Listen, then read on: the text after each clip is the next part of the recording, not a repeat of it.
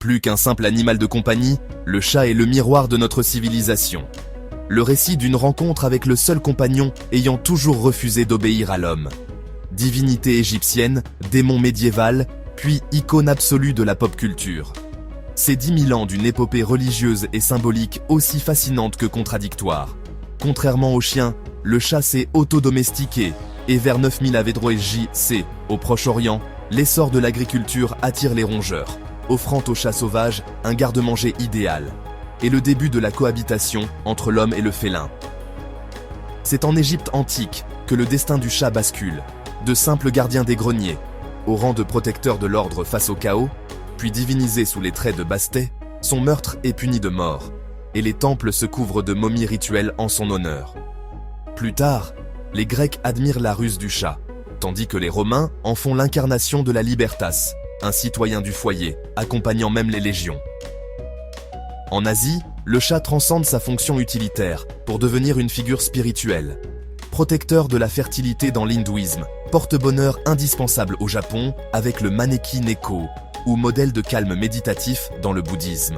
Dans l'islam, la tradition raconte que Mahomet préféra couper sa manche plutôt que de réveiller Mouedza, son compagnon félin endormi. Symbole de miséricorde, le chat est dès lors honoré dans les foyers musulmans et respecté dans les mosquées. Pourtant, l'Europe médiévale sombre dans la tragédie, associée au diable et aux sorcières, le chat est impitoyablement massacré.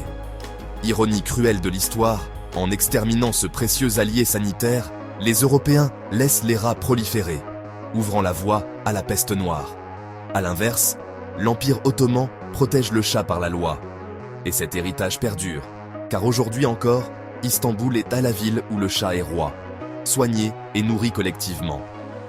Réhabilité entre la Renaissance et le siècle des Lumières, le chat devient au XIXe siècle la muse des romantiques.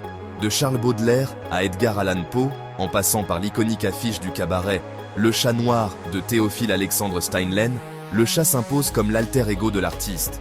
Aujourd'hui, le chat règne en maître absolu sur la pop culture, de Garfield à Hello Kitty, en passant par les Aristochats, le chat de potée ou l'univers Ghibli. Or, la consécration ultime du chat se trouve sur Internet, où le félin règne en maître absolu des mèmes et vidéos virales. Pourquoi une telle obsession du chat?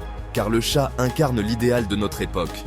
Libre de ses choix, attaché sans jamais être soumis, et irrésistiblement attachant. En soit, le chat ne nous appartient pas. Le chat n'est pas notre sujet, mais notre compagnon. Et c'est précisément parce que le chat reste indomptable, farouchement libre et mystérieux que l'homme l'admire et l'aime autant.